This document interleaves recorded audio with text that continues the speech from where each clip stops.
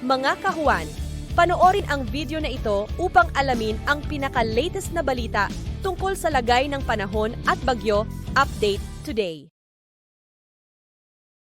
Patuloy pa rin umiiral ang Intertropical Convergence Zone or ITCZ dito sa bahagi ng Southern Luzon, Visayas at Mindanao kung saan ngayong araw ay makakaranas pa rin ng mataas na tsansa ng mga pag-ulan, pagkilat at pagkulog ang malaking bahagi ng Southern Luzon maging ang buong bahagi din ng Visayas. So pag-iingat po para sa ating mga kababayan dyan sa posibilidad ng mga pagbaha at pagguho ng lupa. Samantala sa nalalabing bahagi naman po ng ating bansa ay meron lamang tayong mararanasan ng mga isolated o yung mga biglaan at mga panandali ang pag-ulan, pagkidlat at pagkulog dulot yan ng ITCZ at ng easterlies. At sa kasalukuyan po ay wala tayong minomonitor or namamataan pa na sama ng panahon na maaaring makaapekto dito sa ating bansa.